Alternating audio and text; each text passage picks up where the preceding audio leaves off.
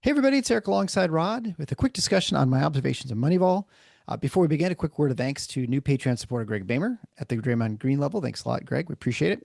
As a reminder, supporters of Patreon or on Substack receive ad-free version of the show and help keep us on the air. Thanks, Rod and me, for your support. If you want to find out ways to become a monthly supporter or for one-time gifts, head on over to our support page at tffinots.com/support. Okay, Rod, let's talk about Moneyball here, which is it's always an interesting sort of event. It's been going on for years, and it's a free event for all Spartan fans to go. It highlights, I guess, a showcase, I should say, Michigan State basketball players. They all play for the most part, unless there's some reason not to. Like we have a couple that didn't play this year because of injuries. Um, and it's, I don't know what it is since I don't go to AAU games. I know you have, and we've talked about this before. Defense is sort of optional. There are times when people will defend, but it's sort of random. Last year, there was a team that was pressing all the time. I think it was driving everyone crazy, but for the most part, it would seem like a pretty.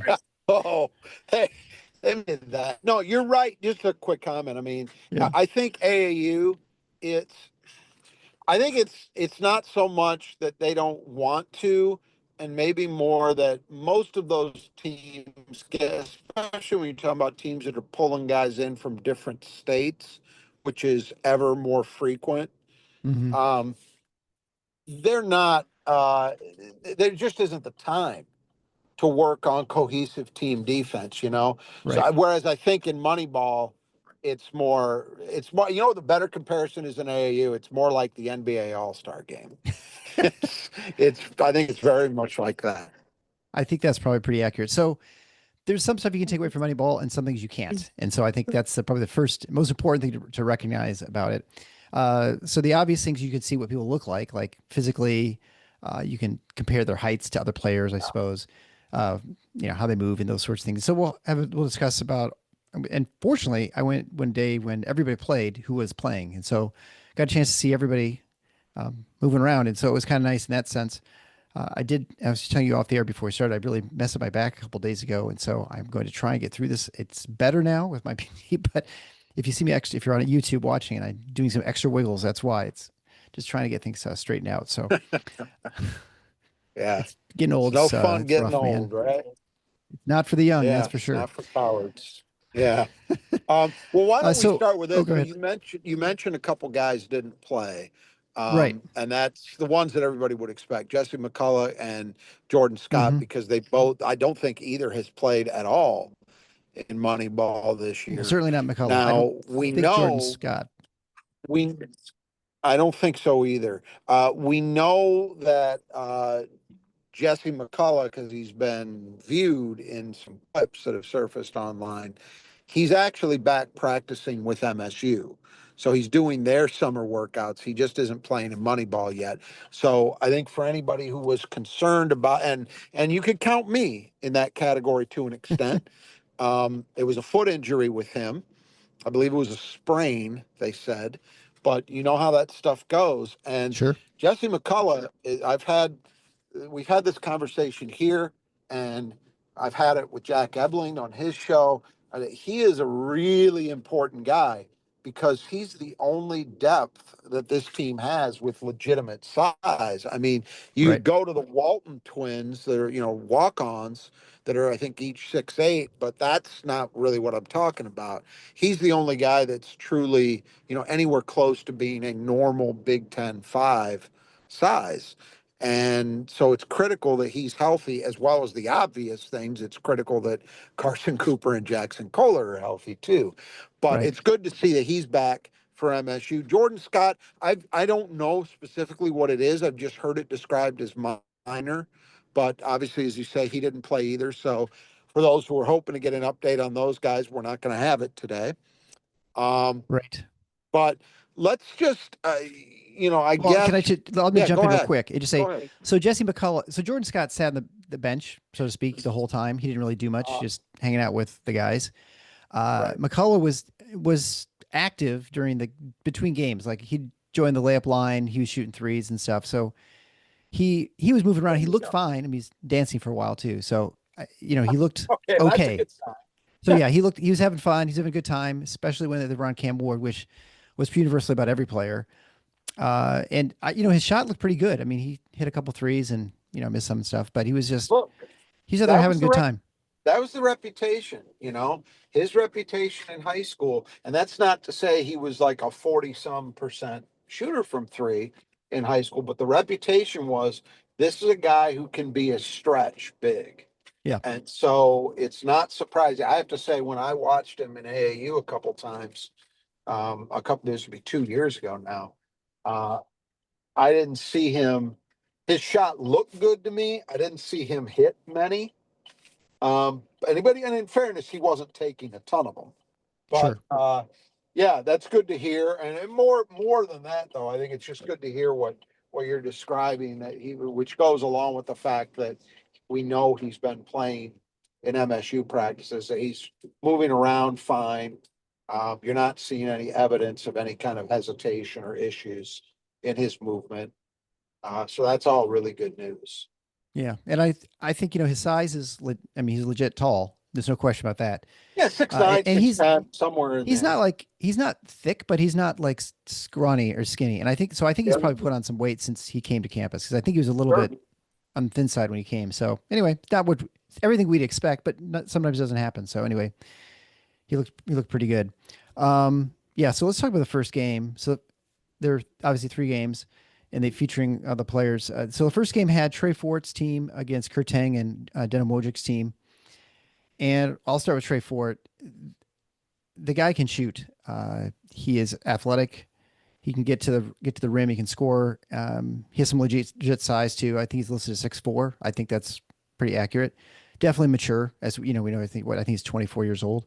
Yeah. And at least watching him, I have a hard time imagining him not being the starting two on the team.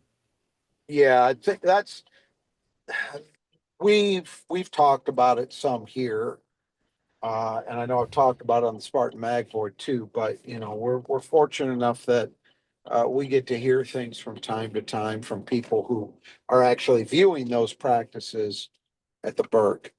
And I have not heard anything that would suggest to me that Trey Fort is not going to be a starter on this team. Yeah. We even had John Borovich talk about it, where if you remember, he said to us when we interviewed him a few weeks back that one of the things they've been pleasantly surprised about, and it was a concern of mine coming in, not so much just with Trey, but just in general, was okay, is MSU going to have a respectable secondary ball handler alongside whoever the point guard is? And Borovich told us that they were very pleasantly surprised with his handle.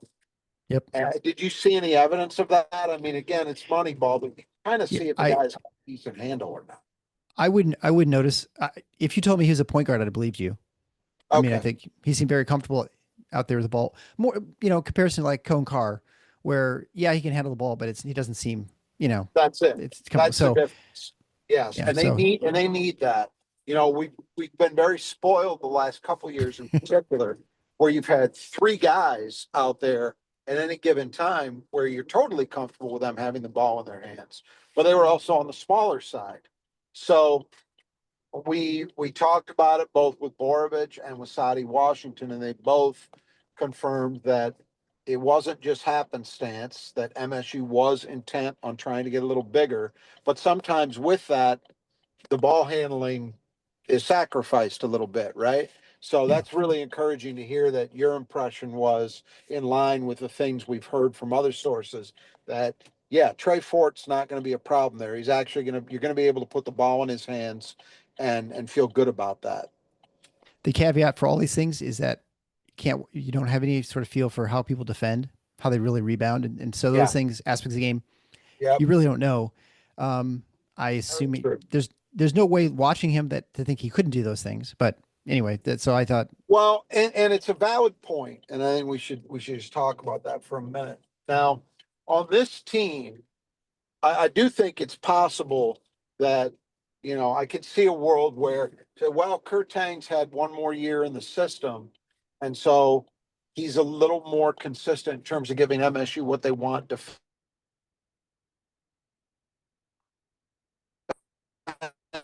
somewhat if he can't get there. That's all fair, at least to speculate about. Of course, the flip side to that is defense is probably the big question mark about Tang as well. So we don't know how all that's going to sort out. But I would in general think that uh, Trey Fort's going to play a lot, Yeah. regardless. And it is fair to wonder though, because he's played in some very different, particularly last year.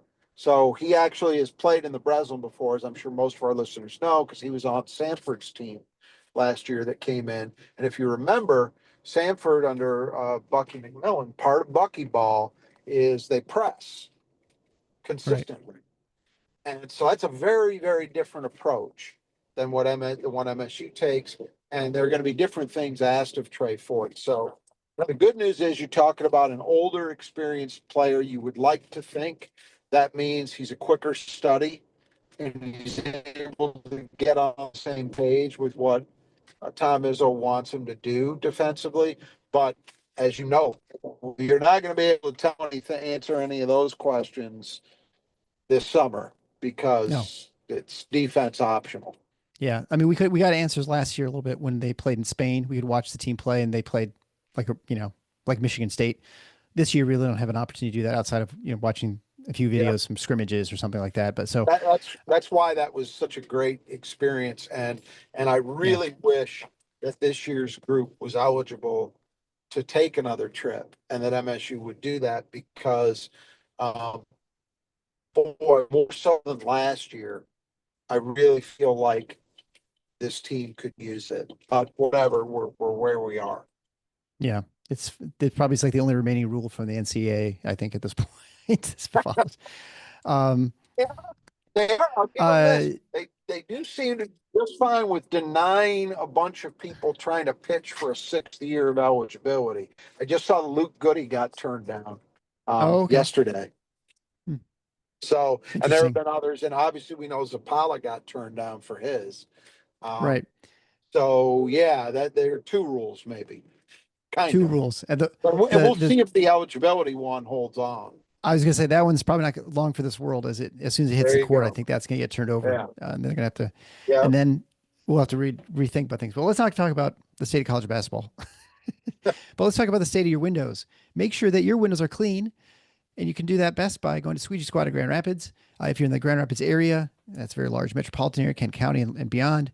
You can get 15% off if you just mention Final Four when you get your estimate from Troy and his team. They do fantastic work. I've told you many times. They get on the ladders. They can do the power washing from a ladder as opposed to from the ground, so not like pounding your house with maximum psi. They're actually a gentle wash. They take care of your windows, the inside, the outside, whatever you need done. They'll do it, whether it's your home, your business. Head over to the Squeegee Squad of Grand Rapids. You won't regret it. They do fantastic work. So the on the other side of the ball was Tang and Wjic. Uh, so Tang's he's sort of that mystery player. He's the player we saw very briefly in games. He didn't get redshirted. He was the one we weren't sure beginning of the season what the minute distribution would be between him and Jace Richardson. We suspected Jace would get more. Of course, everyone saw how things turned out there. That was pretty obvious. So the question on him, you mentioned defense, rebounding. We think he should be fine. I think from a hustle standpoint, our impression last year was fine, and you don't see hustle on Moneyball, so I can't really comment on those. From a spot up shooting standpoint, he was very comfortable. Like I don't think he missed a spot up shot Wow. when he had Good. now he didn't take a ton. He took I probably had like three or four threes That's or something enough. like that. Yeah. But when he was moving at all, I don't think he made a single one. So take that for what it's worth. Um, had a little trouble with attacking the basket with off the dribble.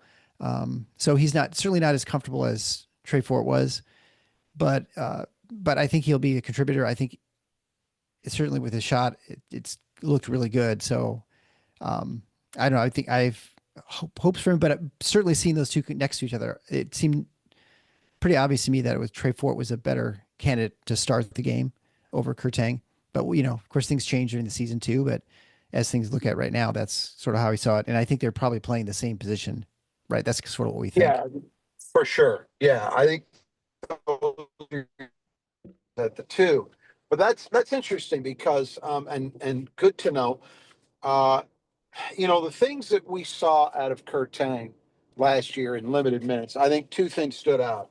You could see that he seemed to have the potential to be a very good jump shooter. I think it's Yep. notable what you're talking about. If that holds true, that doesn't mean there's not a big role out there for him because we can be pretty certain MSU. I thought last year MSU did as good a job as maybe we've ever seen as a collective team in terms of looking to play downhill. That Yep. has not typically been a feature of Tom Izzo basketball teams, where they've had a lot, periodically you've had a Kalen Lucas or Keith Applin or Mateen Cleaves who does a little more of that. But by and large, as a team, MSU's offense has not typically been predicated on a lot of action to the basket. It's more about ball movement and generating good open shots as opposed to just getting to the rim. But last year we saw a lot of that. We know Jace Yep. Richardson was very effective doing that. I thought Trey Holloman was better than he had been in the past in that area. Jeremy Fears was very good. Even Jaden did more of that than at any time in his MSU career. But one of the things so that what you're talking about maybe means, and it's a data point. We'll put it in the file and we'll see how it looks again in the fall.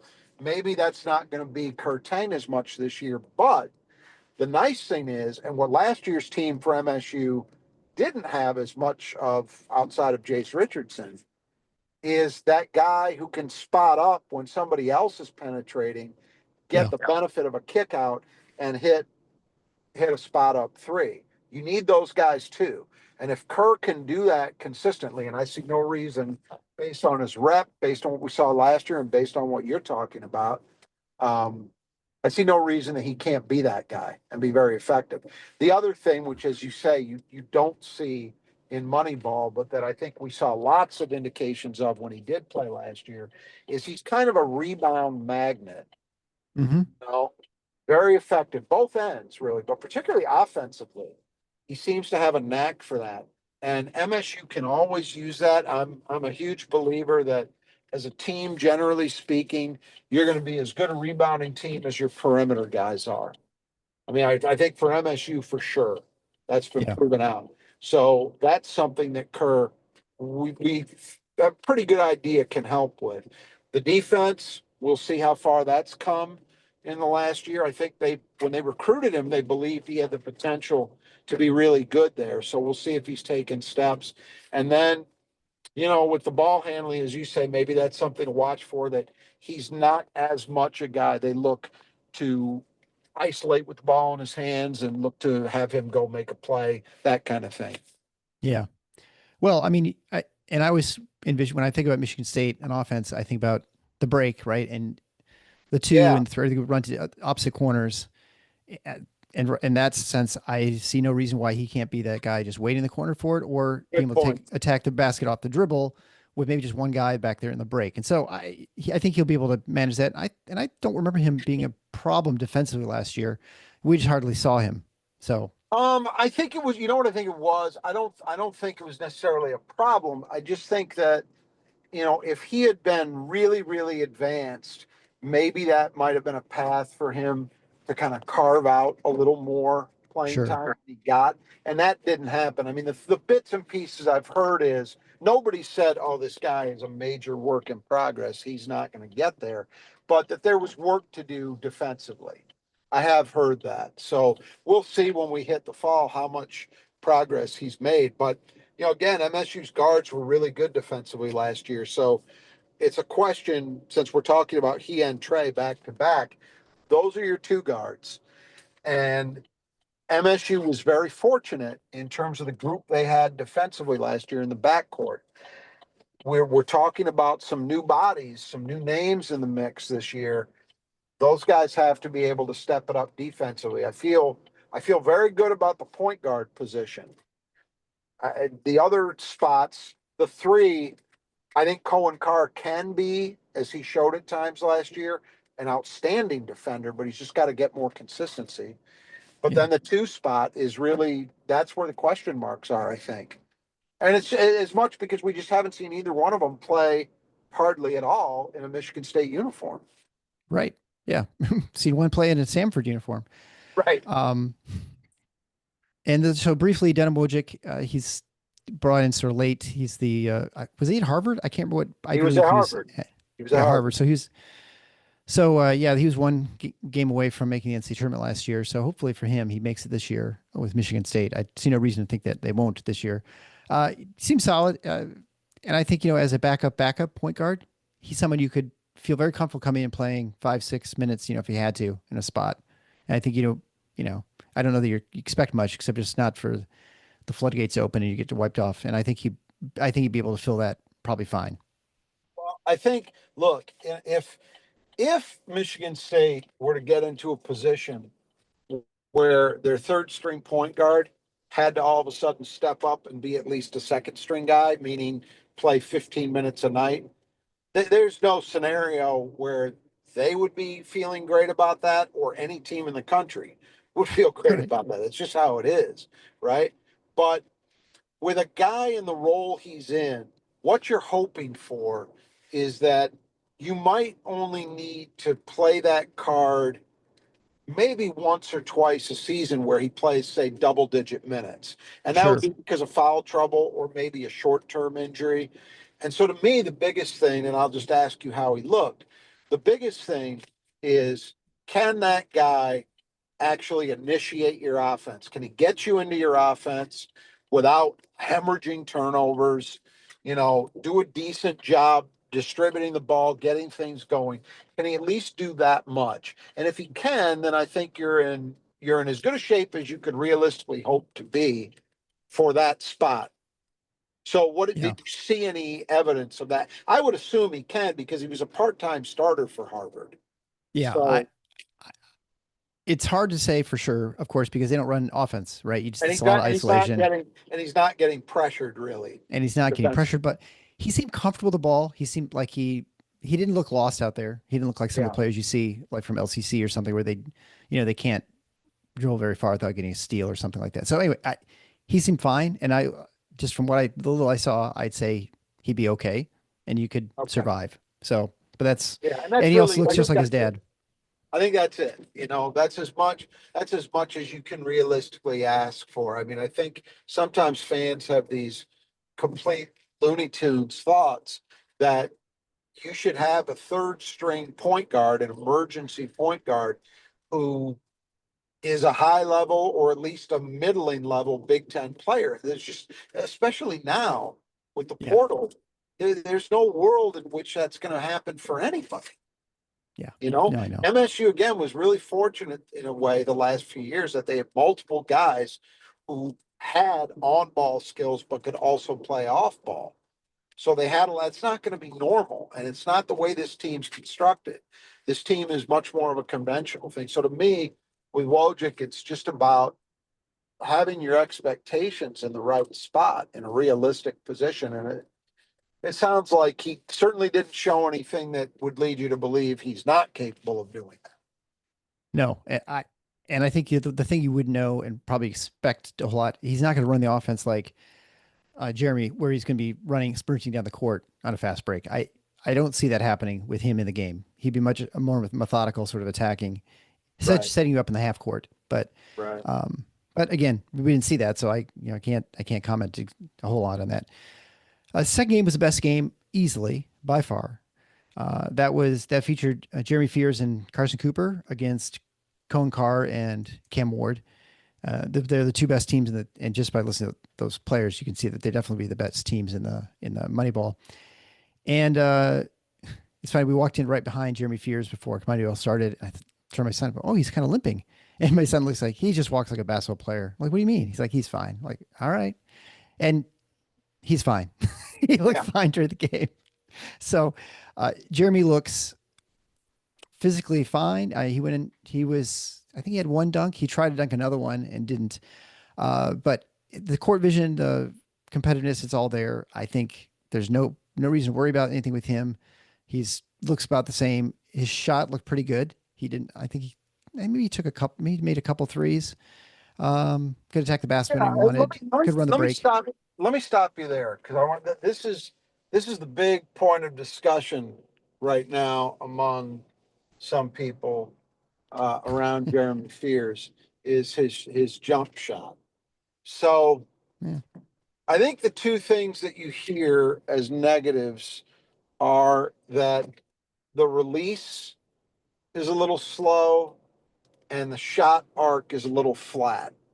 Did you happen to notice anything on those fronts, any changes, or did his shot look pretty similar to you to the way it looked last season? I think it looked like last year's. I don't think it was as slow as it was last year. I'm trying to remember now. Yeah, I think but it wasn't like a big high arcing shot, I guess I'd say. So it probably was pretty more flat.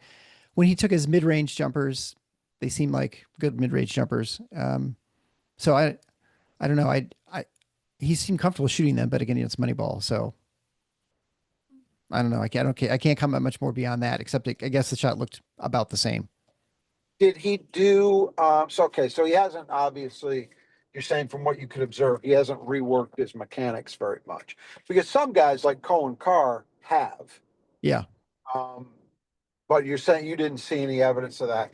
One other thing I'll ask you about is shooting, and it just might not have happened in this game, but did he take any like floaters in the middle of the lane, that type of shot? Did you see any of that? he had a couple. Yeah, Did he hit them? and yeah, he hit most of the things. I think he hit most of his shots. He Okay, didn't hit good. everything, but That's he, another thing that's come up with him, and I think it's valid. His game being predicated a lot on getting into the lane, or to the right. rim, causing havoc that way. It's ideal if you've got the ability to finish floaters. You think about like Cassius Winston was able to do that with regularity, right? Yep. Um, and I thought Jeremy, he wasn't bad in my opinion last year, but he was maybe a little less consistent finishing that shot as you'd like. So that's another area that I'll be looking for, early in the season once we get to the real deal, to see if there's been improvement or steps taken. Because I think if he can do that with a little more consistency, that takes him up a level as a guy who can actually give you offense himself, not Yeah. just not just creating for others. Yeah. I'd only add that the one thing about floaters is you're not going to float much if you're not getting any resistance at the rim. That's why I So, was asking if you saw any. and so, I mean, he had like one or two, I think, but he made most of his shots. Like I said, I think he looked very comfortable out there. Okay. So he looked more He, like the Jeremy Fears we, and I guess, going back, looking at him last year versus this year, yeah, he just did seem a little bit better, a little bit quicker. I don't know, okay, but that maybe, was what I was going to ask. Is was there? yeah, Did you see evidence of just maybe a tick more explosion yeah, athletically? I think Okay. so. I mean, Good. his limitations are his height. Like he's not Yeah. 6'4", 6'5", so it's not easy for him to get up to the rim. But he got up there fine. Like he missed one dunk and he gave himself two thumbs down. It's pretty funny. It ended up going in. It was like he kind of hit the rim and it sort of dribbled over into it was still good. But yeah, and he also had one great plays he had was he was leading a break. This is just classic Moneyball. Pounds it into the floor for Carson Cooper to go up and alley oop dunk it, and the ball just went in the hoop. So he scored. uh, Speaking of So Cooper, oh maybe talking about that a little bit. Did you see a lot? Because I thought that he and Carson last year had great chemistry oh yeah, on pick and roll rim dives. Did you see a lot of that going on? they didn't do any pick and roll rim dives, but there were a Okay. number of alley oops to Cooper off of like him coming off the like coming in the backside and stuff behind the defenders because Oh, no okay. one's paying attention or anything like that. So Cooper got some that way. Jeremy was able to feed him and fed a lot of other players. Well, So that's all something that they part. don't really need to work on over the summer. No, We know that chemistry and ability to finish those plays is there. So that might actually be by intent. They might kind of view that as almost unfair in Moneyball. 'Cause yeah, I don't know who's going right. to stop that. You know. No, I mean no one's going to stop that. So speaking of Cooper, he he looks. I'll say physically he looks exactly the same. So looks fine and seems more confident certainly with this offense. He had a couple. turnarounds. He struggled that night. He didn't hit much outside of dunks and layups and stuff because he had one or two turnarounds, jumpers like from 8 feet or something like that. I think he missed those. And then he took probably about 8 or 9 threes. That's what Borovic was talking about. He finally hit one later in the second half, but He's from what I've seen, he has had games there where he's hit multiple threes. yeah, So he it seemed has surprised that he'd happened. missed so many. Yeah, Sounds like it didn't happen on this night. no, Yeah, and and that look, I'll just throw my 2 cents in. I mean, I do not see a world where Carson Cooper is going to be cutting loose as a pick and pop guy in no, this offense. I just don't think that's in the cards. But I do think that it's possible that he might be a little more active in terms of taking mid-range shots. Was he doing? You said he had a couple of turnarounds. Was he yep. He had some taking? mid-range shots too. He missed most of them. Okay. I think Well, he just had a tough shooting night in general. okay. And look, I mean, I think for Carson Cooper to be the player Michigan State needs him to be, that doesn't include many jumpers. Right. Okay. It would be nice to have a little bit of a, 10 to 12 foot weapon there with him, but even that, I don't think it's entirely necessary as opposed to somebody like Jackson Kohler, where I do think that's going to matter. Yeah. Right. Well, that brings me to the next sponsor, the Brothers Just Do Gutters. Friends, if you have gutters, which, I mean, if you don't and you're living in Michigan, what's wrong with you? Make sure you have the right people taking care of them or fixing them up or replacing them. The Brothers Just Do Gutters do fantastic work. They'll get on the ladder so you don't have to. They can put the leaf guards in to keep all that junk that comes in the gutters all the time. Rod and I both use the Brothers. They do fantastic work. Whether you're on the east side or the west side of the state, they can take care of you. You get 15% off in either work if you just mention Final Four when you get your estimate. You can find that ways to find them at our support page at tffinots.com/support. Did we? I don't think we've had a chance to talk about it because I think we interviewed Gavin. I didn't want to go into it, but did you ever post that photo I sent you from Asheville? I think I did on Instagram. Yeah, that Okay. the Brothers Suggested Gutters ad when you run at a minor league baseball I game was down in at I North was at Carolina. the Asheville Taurus, which is a single A Oh wow. baseball team in the Astros organization in Asheville, North Carolina, and this was 3 weeks ago, 2.5 weeks Mhm. ago. And lo and behold, and it's a great setup there. I mean, it was a sellout crowd. That's a great place to see a minor league baseball game. If you're ever in that area, I would definitely encourage it in the summertime. But I'm in the stands and I'm looking around the stadium, and above one of the exits, there is a Brothers Who Just Do Gutters ad. So their reach is well beyond Michigan. Right. And to be clear, that is obviously not that's not Kurt and Greg who Right. sponsored that ad in North Carolina, but it's a large national chain and they do and they have Yeah. franchisees and I Kurt think and it's Greg indicative of lives the here. fact that they're successful enough as an entity Yeah, that they're in a lot exactly. of places. Yeah, and the nice thing about it, like a lot of these franchisees, they're actually local, but it's a national thing, right? It's sort of like It's it a is a franchise. perfect world where you've got a local guy who's going to care about, your Right. concerns, but you have the resources of a national entity to draw. Exactly. Much like Swedish Squad Grand Rapids, it's the same setup with them There too. you go. In that Swedish Squad is, very large national chain Maybe, and they have maybe, franchises locally. maybe in another stadium, I will see a squeegee squad above the exit. We'll have to keep our eyes open for The those. gate, the gate, Uh, actually. so the probably the most entertaining team, and this is always Moneyball, of course, is Cohen Carr. Watching him play, he's just a freight train half the game. He looked the same. It's just the thing that strikes me so much about him, and I appreciate it now more than I did when I first watched him play. I mean, obviously, his crazy athleticism. There's no question that where he can jump flat-footed and dunk with two hands with ease. Like it's like no big deal. But it's the fact that he's just so fast. I think Yes. you kind of forget that because you're so in sort of Yes. focused on the dunk and what's coming.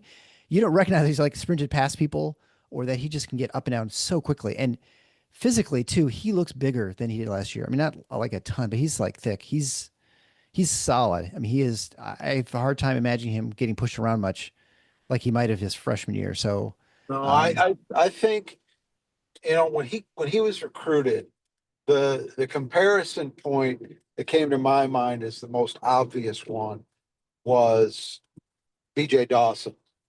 sure. But the reality was that Cohen was not jacked the way BJ was as a freshman.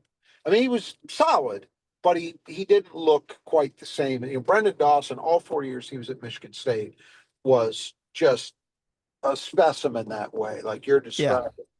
And I think it's taken Cohen. I thought he made real progress last year in that department, but I would agree with you.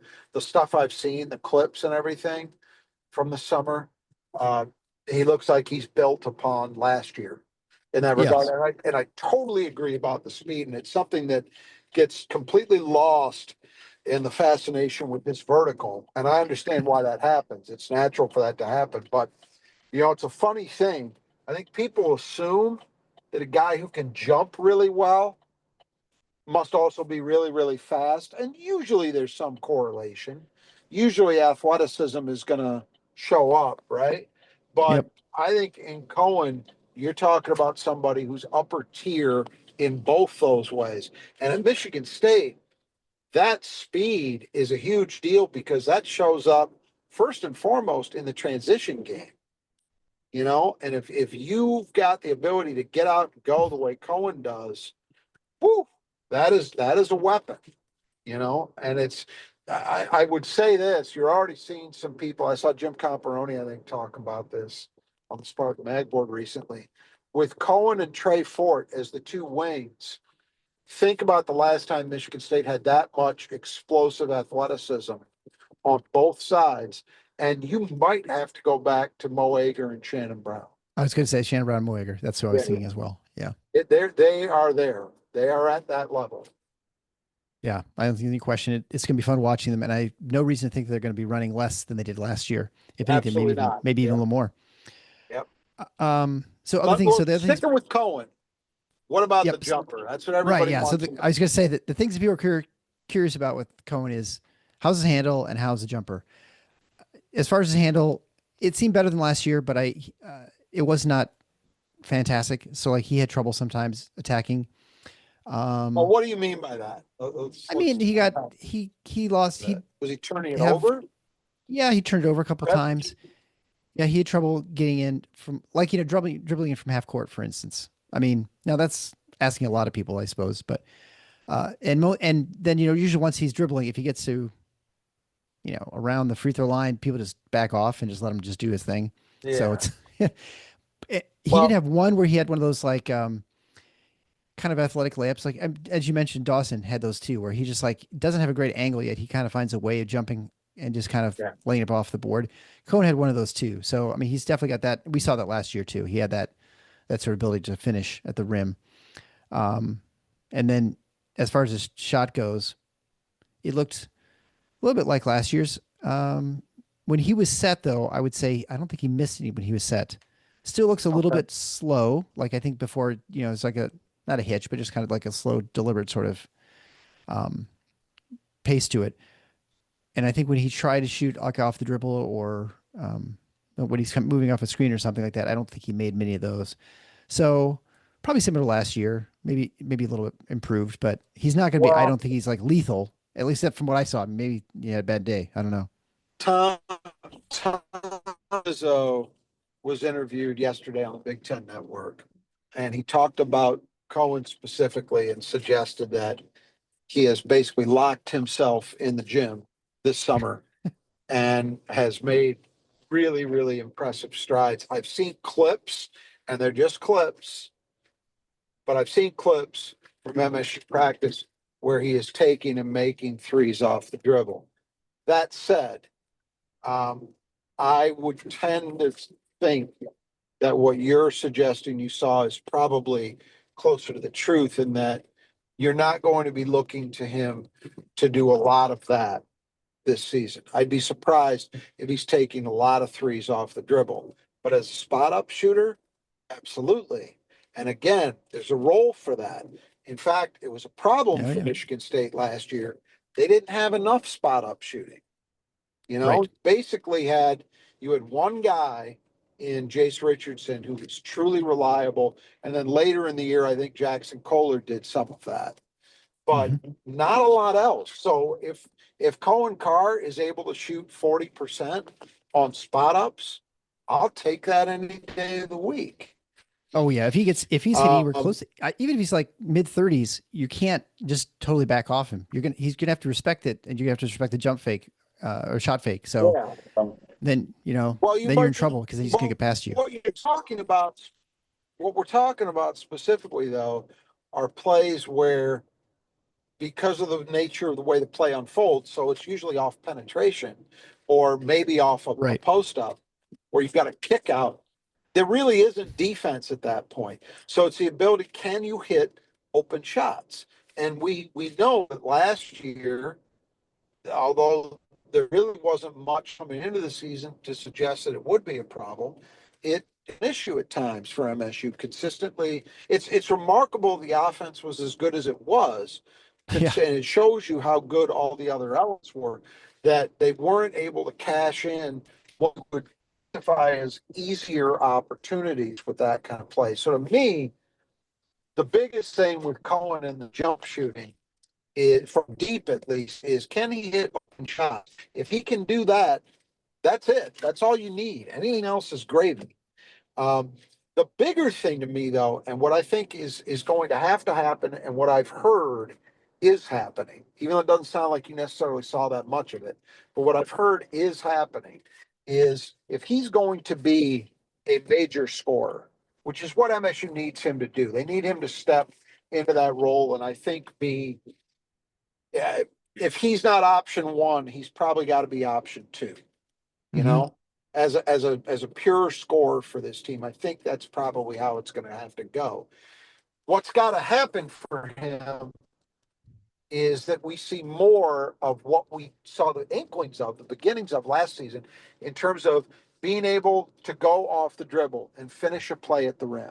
Because once he gets to the free throw line, he basically needs one step. That's it. Oh He's yeah. at the Right. rim. So he's got a big advantage physically in that way to make those kind of, and he showed the ability, or at least the start of it last season. We need to see more of it. And then maybe the ability to do a little bit more in the mid range, to take and make an open 10-footer if it's there, I think would be helpful.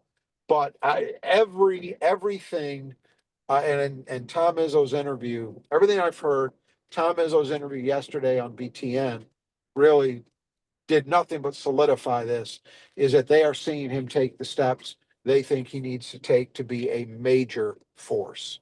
And that's, I Right. think, what's got to happen. It's got to happen for MSU to get where they want to go. It's got to happen for Cohen to get where he wants to go, which of course is the NBA. Right.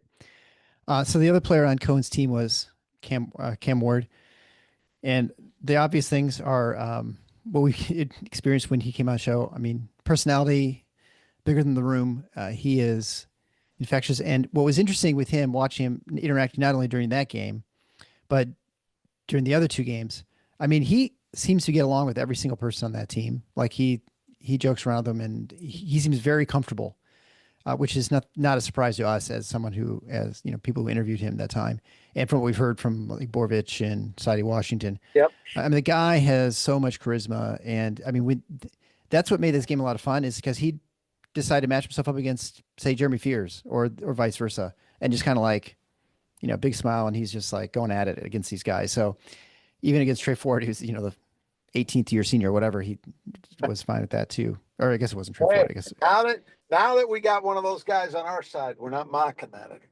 no, right. Um, so I think he's going to be really good. I mean, he has really, really good shot. I mean, he was hitting threes with Okay, well, ease. let's stop there for a second, Okay. because the word on Cam as a recruit was, yeah, the jump shot, he can hit a little bit, but that's an area that's got to improve. And I think from what we understand, his senior year of high school, he made progress there. But what you saw, you thought he looked comfortable and was efficient in shooting Yeah, jumpers. very much so. Yeah, I mean, he's a guy where let's say Jackson Kohler goes down. I think I think you would just get a different type of production out of that position, but I don't think it'd be a huge drop off. I think he's really good. Wow. That's my impression there right now. Now, Wow. didn't see a ton rebounding, obviously, because Moneyball Yep. defensively, but he's gonna be a really good player. I mean, he's. I was watching him thinking to myself, this is the kind of guy with he's on the right team where he's maybe the starting four or something like that. It's not reasonable to imagine he's a 1 year player, or maybe Wow. just two. Now, Huh.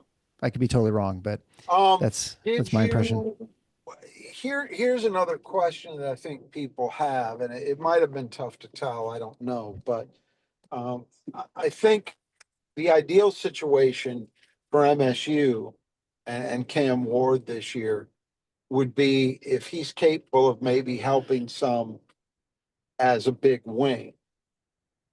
So being able to run the floor sounds like shooting was there.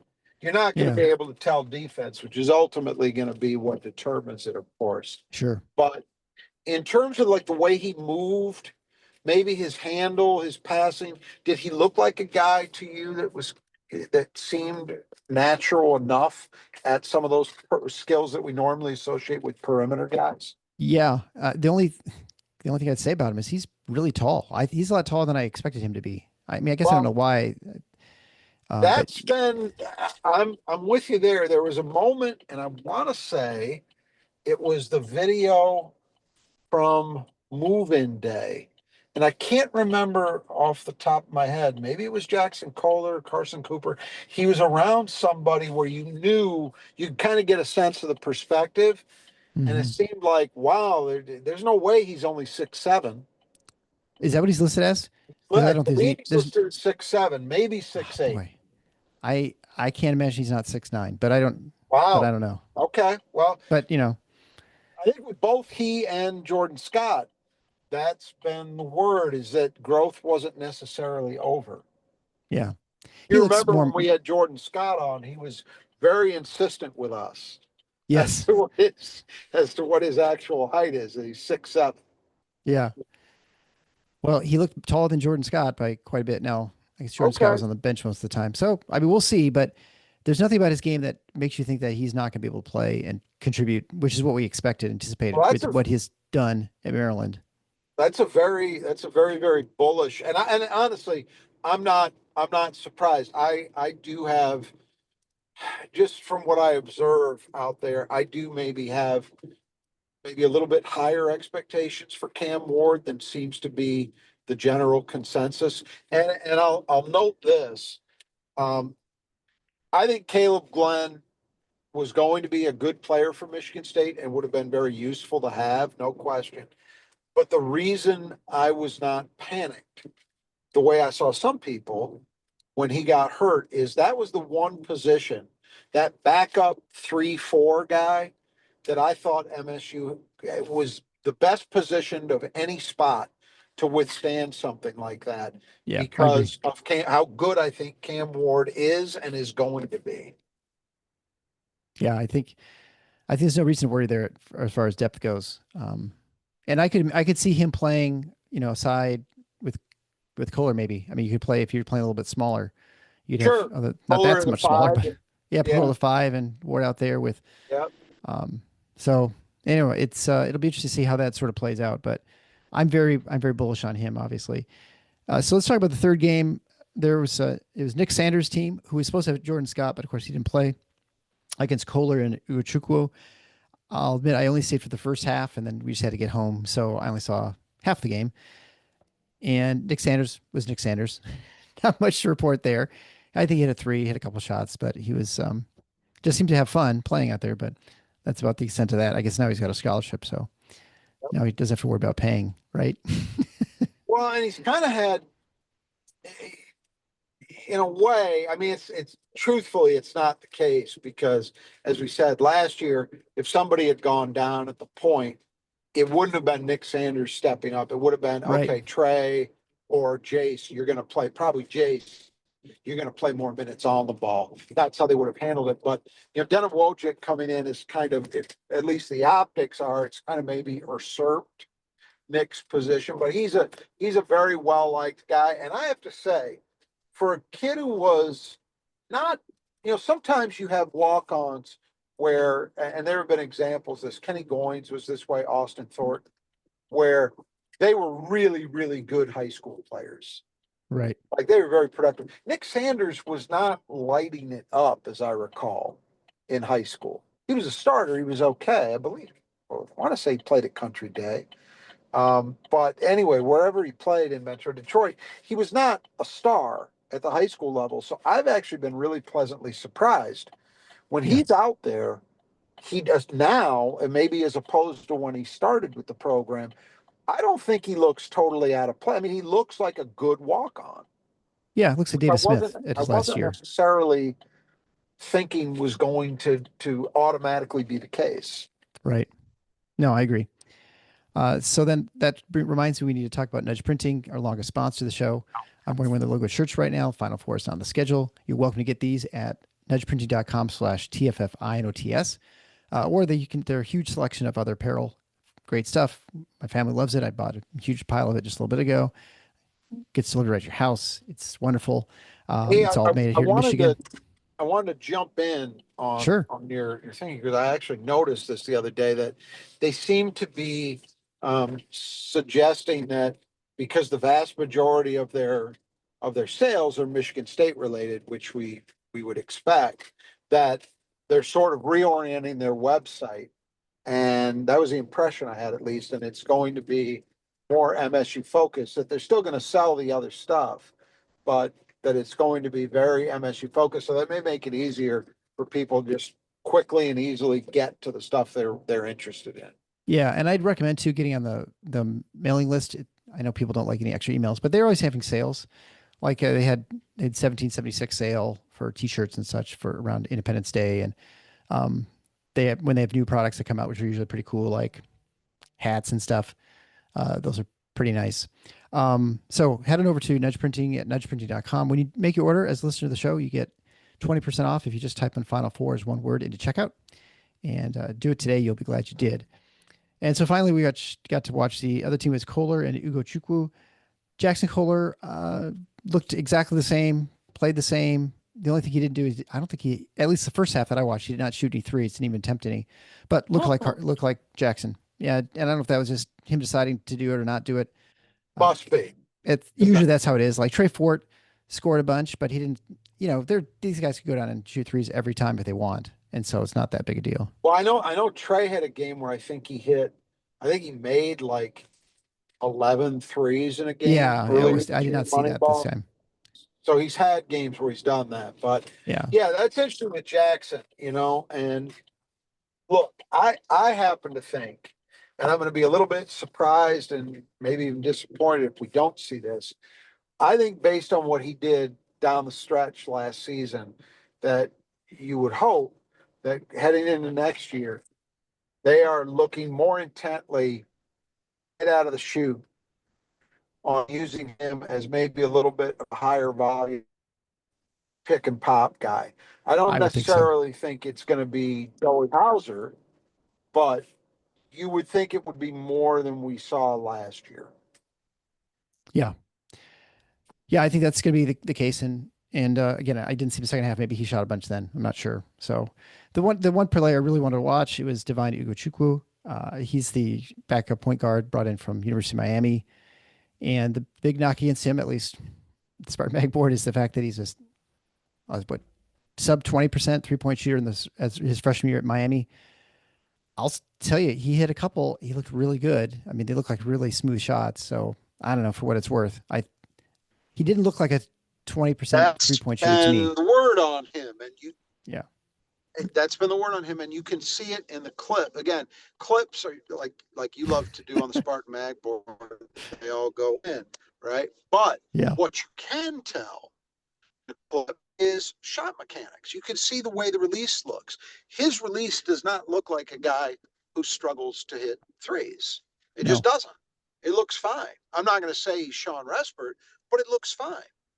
And that seems to be the word from we've seen reports from other Moneyball games where he's had some success from three.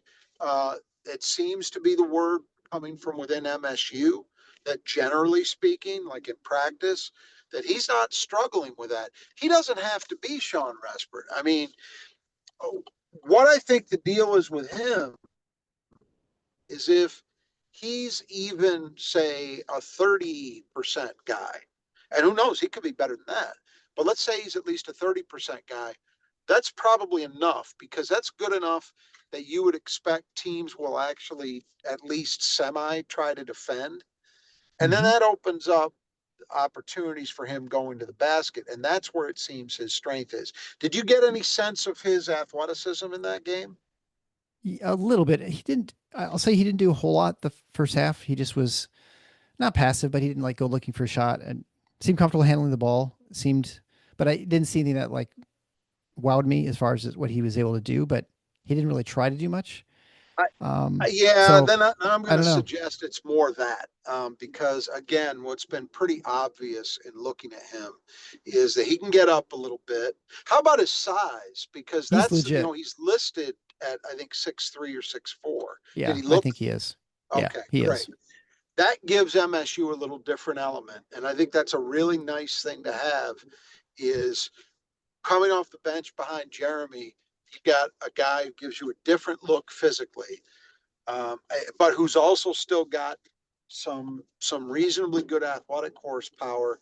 And the biggest thing, which is something you're never going to see in Moneyball, as we know, is I think there's real potential for him as a defender. Like we talked about Trey Fort, maybe that's going to be a question how quickly he adapts. I'm not expecting Wjic to have any issue at all. I am expecting him to be a higher level defender from day one Yeah. because he did it at Miami as a true freshman, and he's getting coached better, and he's just in a better program for that.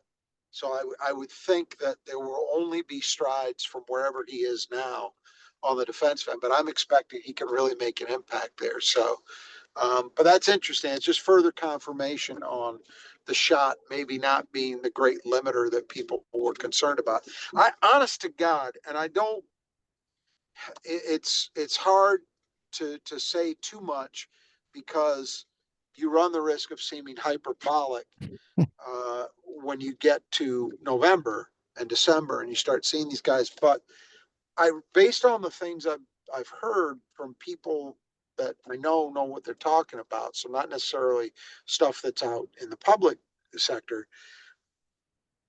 I think there's a reasonably good chance that MSU actually hit a home run in their portal class. I Yeah. really do.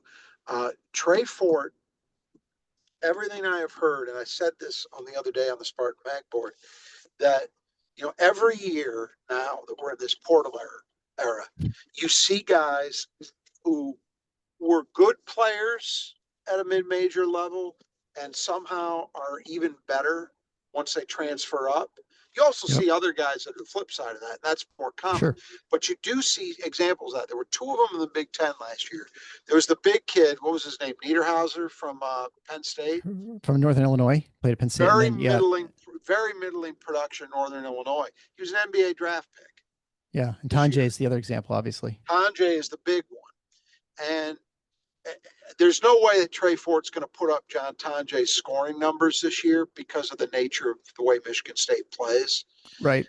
But it does not seem to me to be a stretch to think that they might have gotten a guy roughly in that category where he was good at the mid-major level. Trey scored almost 15 points a game last year, so it's not like he didn't do anything. But you wouldn't necessarily think that's a slam dunk that he could come into a Big Ten program and do exactly the same thing. But I think there's a chance he does. And I think with Wjic, again, the shooting and the fact that he played for a god awful Miami team, I think really, really depressed the way people viewed him. But I'm telling you, Michigan State was dead serious about adding that kid and identifying him. And everything I hear in terms of early returns is they might have underestimated just how good he is too. Yeah, I mean, if you told me that near the end of the season he was playing off ball sometimes alongside Jeremy Fears, I would not be like shocked. Like if Well, they're and playing a that's, team that's small, you know. and I'm glad you brought that up because that's a point of discussion here that I think is worth having for a minute. So I've seen Wjic himself state that, relative to his shooting, let's say, or his offense in general, that he wants to be in a position where he can do that, where MSU feels like that's a reasonable option for them is to play him off ball if they need him. If he were capable of doing that, that's a huge, huge plus for Michigan State generally. That's an if. But if that were the case, that gives you one more body, one more option. And at least physically, there's not a question there. Like physically, he's big enough, he can play on the wing, Yeah. you know? So that, and it doesn't mean you're going ultra small. So that's there. It's more about where is his game. And I'm telling you, I'm not saying I expect it, but I don't rule out yet the idea of Jeremy Fears and Divine Ugochukwu maybe playing together a little bit. I don't think that's the plan A going into the season, but guys sometimes have a way of forcing coaches to change their plans, Right. depending upon what they do. So anyway, food for thought, maybe something to keep an eye on as we get Yeah. closer to November. Well, I think we'll wrap it up there. We got through all the players, and my back's starting to get a little angry here. So we're gonna wrap it up here, and we'll be back next week. Hopefully more on time around Thursday and stuff. We're gonna have some hopefully some really good interviews for the next couple of weeks before we start getting into our Big Ten previews in August. So until next time, the Final Four is now on the schedule. Go green.